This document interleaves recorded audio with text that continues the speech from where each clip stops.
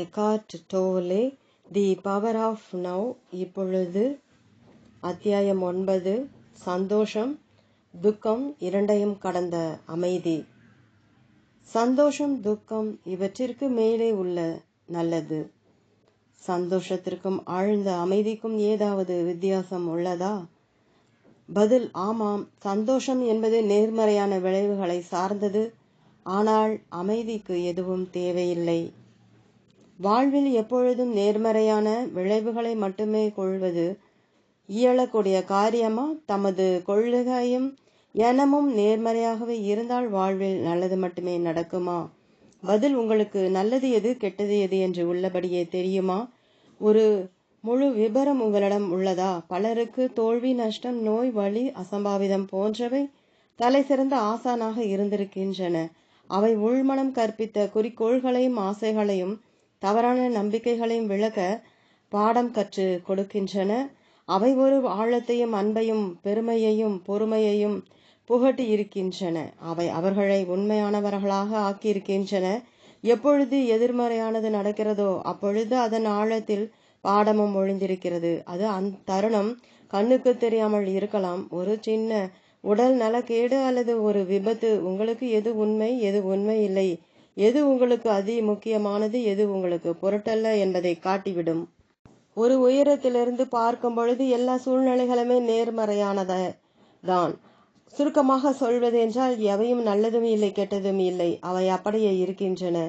நீங்கள் முழுவதையும் ஒத்துக்கொண்ட நிலையில் வாழ்ந்தீர்கள் என்றால் நல்லது கெட்டது என்ற எதுவுமே இல்லை.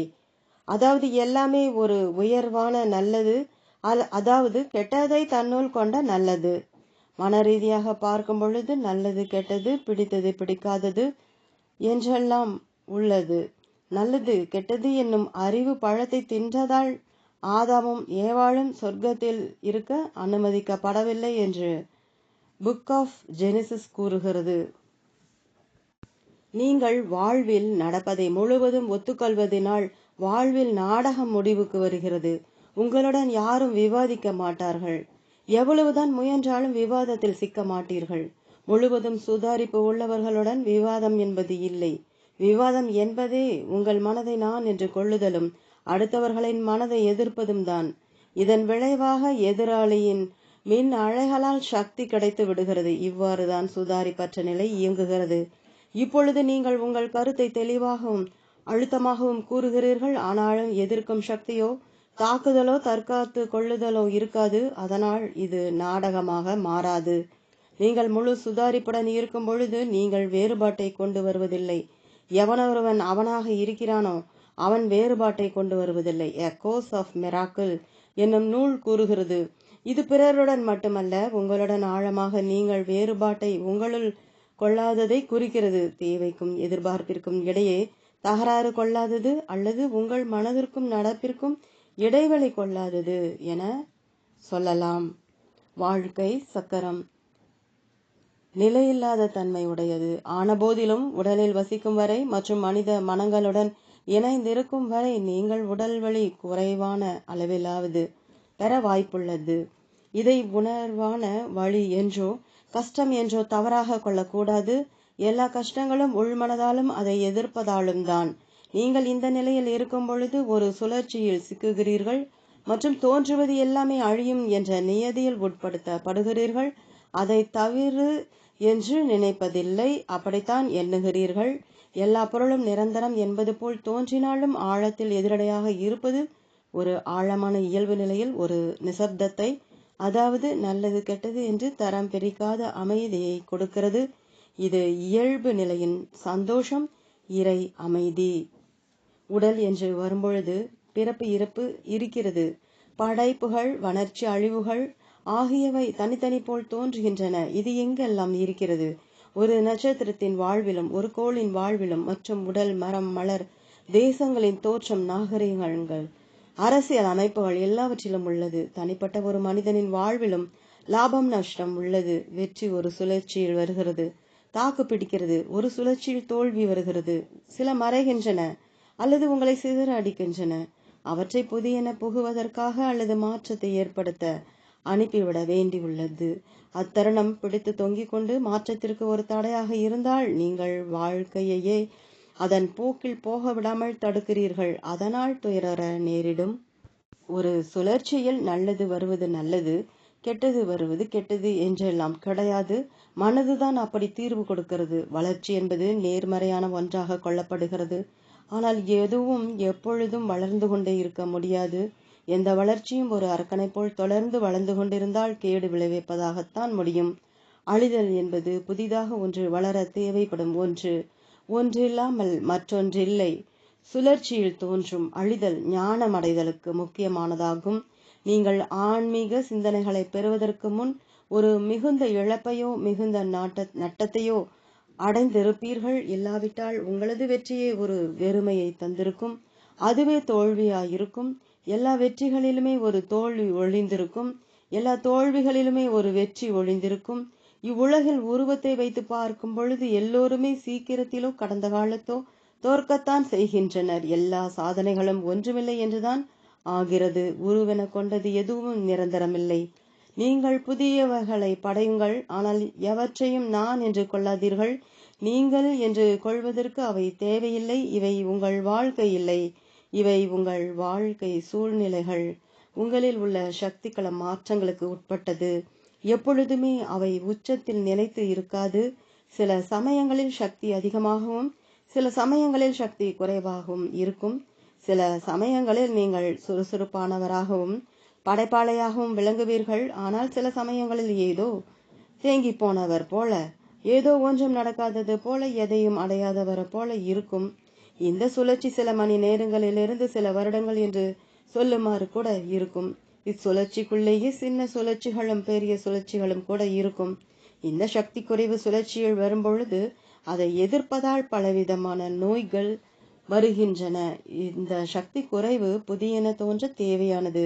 இதை செய்தே ஆக வேண்டும் என்ற தீவிரம் மேலும் எதையாவது அடைவது மூலம் நீங்கள் பெறும் உங்களின் அடையாளம் எல்லாம் நீங்கள் மனதை நீங்கள் என்று கொள்ளும் வரை நிலைக்கும் கற்பனைதான். இந்த சக்தி குறைவான நிலையை ஏற்றுக்கொள்வதில் உங்களுக்கு சிரமம் உண்டாகிறது. அதனால் நீங்கள் எதையும் இழக்க விடுவதில்லை. அதனால் இவ்வுயிரின் உள்ளுரையும் புத்திசாலித்தனம் தன்னை காத்துக்கொள்ள ஒரு நோயை உண்டு பண்ணி உங்களை நிறுத்தி புதியன நுழைய வழி வகுக்கிறது. இந்த பிரபஞ்சத்தில் தோன்றும் இந்த சுழற்சி எல்லா பொருள்களின் மற்றும் சூழ்நிலைகளின் நிரந்தரம் இல்லா தன்மையுடன் தொடர்புடையது. புத்தர் தனது போதனைகளில் இதை மைய கருத்தாக கொண்டு போதித்து வந்தார். எல்லா நிலைகளும் நிலையானது இல்லை மற்றும் மாற்றங்களை கொண்டுள்ளது. அதாவது அவரது வார்த்தைகளில் கூற வேண்டுமானால் நிலையில்லாத தன்மை எல்லாவற்றின் மற்றும் எல்லா சூழ்நிலைகளின் குணமாகும் என்றார். அதாவது மாறும் அல்லது காணாமல் போய்விடும் அல்லது உங்களுக்கு திருப்தி தராமல் போகும் நிலையில்லாத தன்மை இந்த பூமி. இப்புவியில் பொக்கிஷங்களை தேடாதீர்கள். பூச்சி அல்லது துரு தின்றுவிடும் அல்லது கள்வரால் கவரப்படும் ஒரு உறவையோ அல்லது ஒரு சொத்தையோ ஒரு இடத்தையோ அல்லது சமூகத்தில் ஒரு பங்கையோ நான் என்று கொண்டு விட்டால் அல்லது தன்னுடன் இணைத்து கொண்டு விட்டால் அந்த சூழ்நிலையை நல்லது என்று கண்டுணர்கிறோம். அது உங்களை சந்தோஷப்படுத்துகிறது, உங்களை நலமுடன் இருப்பதாக உணர வைக்கிறது மற்றும் நீங்கள் யார் என்பதிலும் அல்லது நீங்கள் யார் என்று எண்ணிக்கொண்டிருப்பதிலும் ஒரு பகுதியாகி விடுகிறது. ஆனால் பூச்சிகளும் துருக்களும் தின்றுவிடக்கூடிய இவ்வுலகில் எதுவும் நிலைப்பதில்லை. மடிந்து விடுகின்றன அல்லது மாறிவிடுகின்றன அல்லது அதனது மின் ஓட்ட திசை மாறிவிடுகிறது. போன வருடம் அல்லது நேற்று நல்லது என்று இருந்தது கெட்டது என்று ஆகிவிடுகிறது. எந்த சூழ்நிலை உங்களுக்கு சந்தோஷத்தை கொடுத்ததோ அது சோகத்தை கொடுத்து விடுகிறது. இந்த நாளின் செல்வாக்கு அடுத்த நாளில் நுகர்வோரின் தன்மையாகி விடுகிறது. சுகமாயிருந்த திருமணம் மனமுறிவு அல்லது சோகத்துடன் வாழும் நிலையாகி விடுகிறது. அந்த சூழ்நிலை மறைந்தவுடன் அது இல்லாமல் போனது சோகத்தை தரும். ஒரு சூழ்நிலையை மனது நான் என்று கொண்டிருக்கும் பட்சத்தில் அந்த சூழ்நிலை மாறினாலோ அல்லது இல்லாமல் போனாலோ மனதால் தாங்கிக் கொள்ள இயலாது. அந்த பழைய சூழ்நிலையை மனதுக்கு பிடித்து தொங்கிக் கொண்டிருக்கும் அல்லது மாற்றத்தை எதிர்க்கும். ஒரு காலையோ கையையோ வெட்டி எடுத்தது போல இருக்கும். சில சமயங்களில் தனது பணத்தை இழந்தாலோ அல்லது பெயர் புகழை இழந்தாலோ தற்கொலை பண்ணிக்கொள்வரை பற்றி அறிந்திருக்கிறோம். அது ரொம்ப மோசமான நிலை. மற்றவர்கள் கஷ்டம் ஏற்படும் பொழுது மிகவும் சோகமாக இருப்பார்கள், அல்லது அந்த சோகம் அவர்களுக்கு ஒரு நோயை வரவழைத்து இருக்கும். அவர்களால் அவர்களுக்கும் அவர்களின் வாழ்க்கை சூழ்நிலைக்கும் உள்ள வேறுபாட்டை அறிய இயலாது. நான் ஒரு புகழ்பெற்ற நடிகை தனது 80களில் இறந்தது பற்றிய ஒரு கட்டுரையை படித்தேன். அவர்களின் அழகு மறைய தொடங்கியதும் மிகவும் சோகமாகிவிட்டார்கள். சமுதாயத்திலிருந்து விலகி வாழ தொடங்கிவிட்டார்கள். அவர்கள் தங்கள் வெளியழகை நான் என்று கொண்டு இருந்திருக்கிறார்கள். முதலில் புற அழகு ஒரு சந்தோஷத்தை கொடுத்திருக்கிறது, பின்னர் சோகத்தை தந்துவிட்டது. தனக்குள் உள்ளே உறையும் உருவ மற்றதுடன் தன்னை இணைத்து கொண்டிருந்தால் தன்னுடல் நலிவதை கவனித்து இருப்பார்கள். தான் ஒரு அமைதியிலிருந்து கொண்டு தன்னுடல் மெழிவதை அனுமதித்திருப்பார்கள். அதைவிட அவர்கள் மெலிந்த வெளி தோற்றம் வழியாக அவர்களது குணம் வெளியில் ஒளிவிட்டிருந்திருக்கும். மேலும் அதனால் அவர்கள் அழகு மங்கி இருக்காது, ஆனால் அது ஆன்மீக அழகாக மாறியிருக்கும். யாரும் அவர்களிடம் அது பற்றி கூறவில்லை. மிக முக்கியமான அறிவார்த்தமானவைகள் இக்காலத்தில் கூட வெளியில் எல்லோருக்கும் தெரியுமாறு இருப்பதில்லை. புத்தர் சந்தோஷத்தை கூட துக்கா என்றார். பாலி மொழியில் துக்கா என்றால் கஷ்டம் அல்லது திருப்தியின்மை என்றாகும். அது அதன் எதிர்மறையை கொண்டது ஆகும்.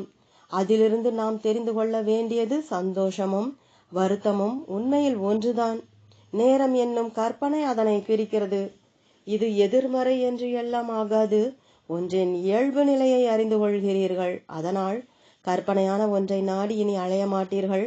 அதனால் அழகான அற்புதமான பொருள்களை பாராட்டக்கூடாது என்று சொல்லவில்லை. அவற்றினால் தர முடியாததான உங்களுக்கு அவற்றின் அடையாளம், நிரந்தரம் மற்றும் திருப்தி ஆகியவற்றை அவற்றிடம் கேட்பது சோகத்தையும் கஷ்டத்தையும் தான் விளைவிக்கும். தங்களிடம் உள்ள பொருள்களிலிருந்து தங்களை அடையாளம் கொள்வதை நிறுத்திவிட்டால் விளம்பர நிறுவனங்கள் மற்றும் நுகர்வோர் விற்பனைகள் வெகுவாக தடை பெறும். சந்தோஷத்தை நீங்கள் தேட தேட அது உங்களிடமிருந்து தப்பிக்கும். எதுவும் தற்காலிகமாகவும் மேலோட்டமாகவும் தான் திருப்தியை தரும். ஆனால் நீங்கள் உண்மையை உணர்வதற்கு முன் நிறைய கற்பனைகளின் அவஸ்தையில் இருக்க வேண்டும். பொருள்களும் சூழ்நிலைகளும் உங்களுக்கு சந்தோஷத்தை தரும், ஆனால் துன்பத்தையும் தரும். ஆனால் மகிழ்ச்சியை தராது. மகிழ்ச்சி என்பது எதனாலும் வருவதில்லை மற்றும் உங்களுக்குள்ளே இருந்து இயல்பு நிலையின் மகிழ்ச்சியாக வெளிப்படும் இறை அமைதி என்று அழைக்கப்படும் அமைதிக்கு இது முக்கியமான பகுதி. இது உங்களின் இயல்பான நிலை. இதை அடைய நீங்கள் எந்த கடின உழைப்பை செய்யவோ இதை அடைய கஷ்டமோ பட தேவையில்லை. ஒரு புத்த சந்நியாசி என்னிடம் என் 20 வருட துறவு வாழ்க்கையை ஒரு வரியில் சொல்வதென்றால் தோன்றுவன எல்லாமே அழிகின்றன, இதுதான் நான் அறிந்தது என்றார். அவர் சொன்னதன் சாரம், எதற்கும் நான் எதிர்ப்பை கொண்டு வருவதில்லை, இப்பொழுதை அப்படியே இருக்க விடுகிறேன். எல்லா பொருளின் நிலையற்ற தன்மையையும் ஒத்துக்கொள்கிறேன். அவ்வாறு அமைதியை அடைகிறேன். வாழ்வில் எதிர்ப்புகளை கொண்டு வரவில்லை என்றால் ஒரு நளினம், ஒரு யதார்த்தம், ஒரு எளிமை வாழ்வில் வருகிறது. இதில் எந்த பொருளும் நல்லதாகவோ கெட்டதாகவோ இருக்க வேண்டியதில்லை. உருவத்தில் உங்கள் பிடித்தம் குறைவாக தோன்றினாலும் வெளிவட்டத்தில் பொதுவாக உங்கள் வாழ்க்கை வெகுவாக முன்னேறிவிடும். எதிர்மறைகளை பயன்படுத்துதல் மற்றும் துரத்தல். உள்ளே எதிர்ப்பது எதிர்மறை உணர்வாக உணரப்படுகிறது. எல்லா எதிர்மறைகளும் எதிர்க்கப்பட்டவை. இந்த பரிமாணம் கொண்டு பார்க்கும் பொழுது 2 வார்த்தைகளும் ஒரே பொருள் தருபவை. எதிர்மறை என்பது எரிச்சல், பொறுமையின்மை முதல் கடுங்கோபம் வரை மற்றும் மன உளைச்சல், வெறுப்பு முதல் தற்கொலை முயற்சி வரை போகும். சில சமயங்களில் நாம் சாதாரணமாக எதிர்ப்பது உணர்வு பூர்வமான வழியை தூண்டிவிட்டு மிகுந்த வலுவான எதிர்மறைகளை, அதாவது கோபம், ஆழ்ந்த வருத்தம் முதலியவற்றை தூண்டிவிட்டுவிடும். உள்மனம் உண்மையை திரித்து தனக்கு வேண்டியதை அடைந்து விடலாம் என்று நம்பும். உள்மனம் எதிர்மறை மூலம் பிடித்த நிலையை கொண்டு வந்து விடலாம் அல்லது தேவையில்லாத பிடிக்காத நிலையை போக்கிவிடலாம் என்று நம்பும். எப்பொழுது சோகமாக இருந்தாலும் சோகம் உங்களுக்கு தேவையானதை வாங்குகிறது என்ற சுதாரிப்பற்ற நம்பிக்கை இருப்பதாக எ கோர்ஸ் இன் மிராக்கிள் என்ற புத்தகத்தில் எழுதியுள்ளார். சோகம் உங்களுக்கு உங்கள் மனதுக்கு உதவாது என்ற நம்பிக்கை இருந்தால் அதை ஏன் கொண்டு வருகிறீர்கள்? உண்மை என்னவென்றால் எதிர்மறைகள் வேலை செய்யாது. சாதகமான சூழ்நிலையை வரவழைப்பதற்கு பதிலாக அந்த மாதிரியான சூழ்நிலைகளை நிறுத்திவிடும். வேண்டாததை அழிப்பதற்கு பதிலாக அதை நிலைக்க வைக்கும். அதனுடைய மிகவும் முக்கியமான நலன், அது உள்மனதை வாழ வைக்கும். அதனால்தான் உள்மனம் அதை விரும்புகிறது. ஏதாவது ஒரு எதிர்மறையை நீங்கள் என்று அடையாளம் கொண்டு விட்டீர்கள் என்றால் அதை விளக்க அனுமதிக்க மாட்டீர்கள் மற்றும் இன்னும் ஆழமான நிலையில் நேர்மறையான மாற்றங்களை விரும்ப மாட்டீர்கள். அவை உங்களை கோபமான கல்லான ஆளாக அடையாளம் காட்டும். அதனால் நேரடியான நல்ல மாற்றங்களை கண்டுகொள்ள மாட்டீர்கள். மேலும் அதற்கு குந்தகம் விளைவிப்பீர்கள். இது எங்கும் நடக்கக்கூடியதே மற்றும் அது கிறுக்கத்தனமானதே. எதிர்மறை மிகவும் இயற்கைக்கு புறம்பானது. மனதின் மாசு இதற்கும் இயற்கையின் அழிவிற்கும் ஒட்டுமொத்த மக்களின் மன மாசிற்கும் நெருங்கிய தொடர்பு உள்ளது. கேள்வி: எதிர்மறைகள் எழுவதை எவ்வாறு நிறுத்துவது? அது இருக்கும்போது அதை எவ்வாறு தவிர்ப்பது? நான் முன்பு சொல்லியது போல முழுவதும் நிகழ்வில் இருப்பது மூலம் அதை நிறுத்துங்கள். இவ்வுலகில் ஒரு சிலரே எல்லா தருணங்களிலும் இயல்பு நிலையில் தொடர்ந்து இருக்கின்றனர். ஆனால் ஒரு சிலர் அதற்கு அருகில் வந்து கொண்டிருக்கின்றனர். கூடிய சீக்கிரத்தில் இன்னும் பலர் வந்து விடுவார்கள் என்று நம்புகிறேன். எப்பொழுதெல்லாம் ஏதாவது ஒரு வகையில் எதிர்மறைகள் உங்களுள் நுழைகிறது என்றால் அதை ஒரு இழப்பாக பார்க்காதீர்கள். எழுந்திரு, உன் மனதிலிருந்து வெளியே வா, இயல்பு நிலையில் இரு என்ற உதவிகரமான சமிக்ஞைகளை கொடுப்பதாக உணருங்கள். அல்டோஸ் ஹக்ஸ்லி என்பவர் சமயம் போதிப்பதில் ஆர்வம் காட்டி வந்தார். தனது முதுமை காலத்தில் ஐலாண்ட் என்றொரு புதினத்தை எழுதினார். ஒரு அனாதரவான தீவில் மூழ்கிய கப்பலிலிருந்து தப்பித்த ஒரு மனிதனின் கதை அது. அந்த தீவில் வினோதமான மக்கள் வசிக்கின்றனர். இதில் வினோதம் என்பது என்னவென்றால், அதில் வாழ்பவர் அனைவரும் இவ்வுலகில் வாழ்பவர் போல் அல்லாமல் நிஜமான பைத்தியங்கள். முதலாக அவர் பார்ப்பது என்னவென்றால், அழகான வண்ணமயமான கிளிகள் மரத்தில் அமர்ந்து கவனம், இங்கு, இப்பொழுது என்று கூறிக்கொண்டிருந்தன. பின்னால் என்ன தெரிய வருகிறது என்றால், அத்தீவில் உள்ளவர்கள் இந்த வார்த்தைகளை எப்பொழுதும் நிகழ்வில் இருப்பதற்காக அந்த கிளிகளுக்கு சொல்லிக் கொடுத்துள்ளார்கள். அதனால் எப்பொழுது எதிர்மறை உங்களுள் எழுந்தாலும், அதாவது ஒரு எண்ணமாகவோ வெளியில் இருந்தோ இனம் புரியாமலோ தோன்றினால், அதை கவனி, இங்கு மற்றும் இப்பொழுது எழுந்திரு என்று சொல்வதாக கொள்ளுங்கள். சாதாரணமான எரிச்சலை கூட முக்கியமானது என்று கவனிக்க வேண்டும். இல்லாவிட்டால் எதிர் விளைவுகளை அது சேகரித்துவிடும். நான் முன்பு சொல்லியது போல, உங்களுள் இருக்கும் ஒரு சக்தி களம் தேவையில்லை என்று உணர்ந்தால் அதை நீக்கிவிட முடியும். ஆனால் அதை முழுவதும் நீக்கிவிட்டீர்களா என்று கவனியுங்கள். அதை நீக்க முடியாவிட்டால் நான் முன்பு சொல்லியது போல உங்களுள் அது இருப்பதை ஒத்துக்கொண்டு கவனத்தை அந்த உணர்வுக்கு கொண்டு வாருங்கள். அந்த எதிர்மறை உணர்வை நீக்குவதற்கு பதிலாக வேறொன்றும் செய்யலாம். அந்த எதிர்விளைவு தோன்றுவதற்கான காரணத்தை பாரபட்சம் இல்லாமல் பாருங்கள். முதலில் சின்ன சின்ன விஷயங்களில் முயலுங்கள். ஒரு உதாரணத்திற்கு, நீங்கள் வீட்டில் அமர்ந்து இருக்கிறீர்கள். வீதியில் செல்லும் ஹார்ன் சத்தம் காதை கிழிக்கிறது. எரிச்சல் வருகிறது. எரிச்சலுக்கு காரணம் என்ன? காரணம் ஒன்றுமில்லை. எதனால் எரிச்சலை உண்டாக்கினீர்கள்? நீங்கள் உண்டாக்கவில்லை. உங்களது மனது உருவாக்கியது. அது தானாக இயங்கியது மற்றும் அது முழுவதும் சுதாரிப்பற்றது. எதனால் மனது அதை ஏற்படுத்தியது?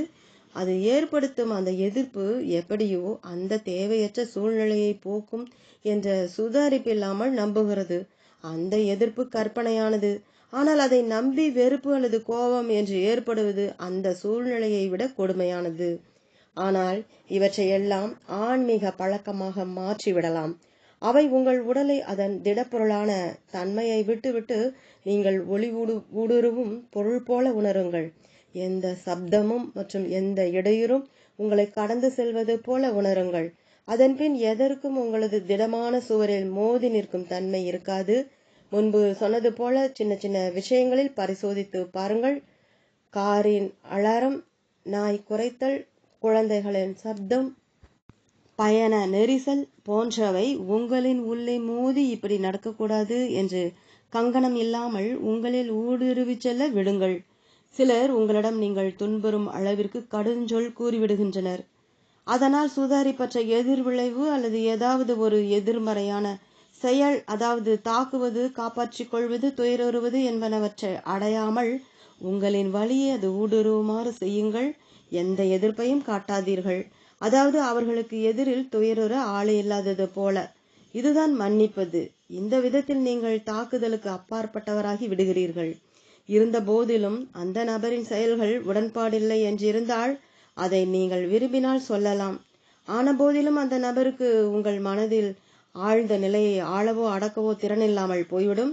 நீங்கள் அதன் பின் பிறரின் ஆளுமையிலோ அல்லது மனதின் ஆளுமையிலோ இருக்க மாட்டீர்கள். நீங்கள் உங்கள் திறனில் இருப்பீர்கள். அது ஒரு காரின் அலாரமாக இருந்தாலும், ஒரு முரடனின் பேச்சு, வெள்ளம், பூகம்பம் அல்லது உங்கள் அனைத்து சொத்தின் இழப்பு என எதுவாக இருந்த போதிலும் உங்களின் எதிர்ப்பு என்பது ஒன்றுதான். கேள்வி: நான் நீண்ட நாளாக தியானம் செய்து வருகிறேன். நான் அதன் செய்முறை நிகழ்ச்சிகளில் கலந்து கொண்டிருக்கிறேன். நான் என் உள்ளே எந்த எதிர்ப்பும் கொண்டு வராமல் இருக்க முயலுகிறேன். ஆனால் என் உள்ளே ஆழமான அமைதியை பெற்றுவிட்டேனா என்று நீங்கள் கேட்டால் இல்லை என்றுதான் சொல்வேன். எதனால் அடையவில்லை? என்ன செய்யலாம்? பதில்: நீங்கள் இன்னும் வெளியில்தான் தேடுகிறீர்கள். இவ்வாறு தேடுதல் என்னும் நிலையில் அது கிடைக்காது. அடுத்த நிகழ்ச்சியில், அடுத்த புது யுக்தியில் என்று அது கிடைக்காமல் போய்கொண்டிருக்கிறது. அமைதி என்று தேடாதீர்கள். நீங்கள் இருக்கும் உங்கள் நிலையை தவிர வேறு எந்த நிலையையும் பார்க்காதீர்கள். ஏனென்றால் தேடும் பொழுது உள்ளே முரண் கொண்டு வருவதால் சுதாரிப்பற்ற எதிர்ப்பு தோன்றுகிறது. நீங்கள் அமைதியாக இல்லாததற்கு உங்களை மன்னித்து விடுங்கள். அமைதியின்மை என்பதனை நீங்கள் முழுவதும் ஒத்துக்கொள்ளும் பட்சத்தில் உங்களது அமைதியின்மை அமைதியாகி விடுகிறது. எதை முழுவதும் ஒத்துக்கொண்டாலும் அங்கு சென்று விடுகிறீர்கள். அது உங்களை அமைதிக்கு அழைத்து சென்றுவிடும். இது சரணடைதலின் அற்புதம். மற்றொரு கன்னத்தை காட்டு என்ற சொற்றொடரை கேள்விப்பட்டிருப்பீர்கள். 2000 வருடங்களுக்கு முன் ஞான உதயம் பெற்றவரால் அது உபயோகப்படுத்தப்பட்டது. எதிர்க்காத தன்மையையும் எதிர்விளைவு காட்டாத தன்மையையும் சுருக்கமாக விளக்குகிறார். இந்த வார்த்தைகளிலும் இது போன்ற மற்ற வார்த்தைகளிலும் உள்ளே உரையும் உண்மையை கூறுகிறாரே தவிர வெளி உலக தொடர்பு பற்றி அல்ல. பான்சன் கதை பற்றி உங்களுக்கு தெரியுமா? அவர் ஒரு மிகப்பெரிய ஜென் மாஸ்டர். ஆனால் அவர் ஞான உதயத்தை தேடி பல வருடங்களை செலவிட்டார். ஆனால் அது அவரிடமிருந்து நழுவி கொண்டே வந்தது. ஒரு நாள் அவர் கடை தெருவில் நடந்து கொண்டிருந்த போது ஒரு மாமிச கடைக்காரனும் வாடிக்கையாளருக்கும் இடையில் நடந்த பேச்சுவார்த்தையை செவிமடுத்தார். ரொம்ப நல்ல மாமிசமாக கொடு என்றார் வாங்க வந்தவர். இங்குள்ள மாமிசம் எல்லாமே மிகவும் சிறந்ததுதான். சிறப்பாக இல்லாத மாமிசமே இங்கு இல்லை என்றார். அதை கேட்டதும் பான்சன் ஞான உதயம் பெற்றார். நீங்கள் விளக்கத்திற்கு காத்திருக்கிறீர்கள் என்று எனக்கு தெரியும். இருப்பதை அப்படியே ஒத்துக்கொள்ளும் போது எல்லா மாமிச துண்டுகளும் எல்லா நொடிகளும் சிறப்பானதுதான். இதுதான் ஞான உதயம். இறப்பை மற்றும் உங்களின் இந்த பௌதீக உடலின் அழிவை நினைத்து ஆழமாக தியானம் செய்வது ஒரு சக்தி வாய்ந்த ஆன்மீக பழக்கம். இதற்கு பெயர் இறக்கு முன் இறத்தல். அதில் ஆழமாக இறங்குங்கள். உங்களது பௌதீக உடல் நலிந்து அழிந்துவிடும். எதுவும் இருக்காது. ஆனால் நீங்கள் தெய்வீக நிலையில் இருக்கிறீர்கள். உங்களது தெய்வீக நிலையில் இருக்கிறீர்கள். எந்த உண்மையானதும் இறந்து விடாது. உண்மையற்ற பெயர்கள், வடிவங்கள் மற்றும் கற்பனைகள் தான் இறக்கின்றன. உள்ளபடி பார்த்தால் இறப்பு என்பது இல்லை என்பதுதான் உங்களது இயற்கை என்ற பரிமாணத்தை உணர்வது. ஆழ்ந்த அகலாத அன்பின் மற்றொரு பாகம்.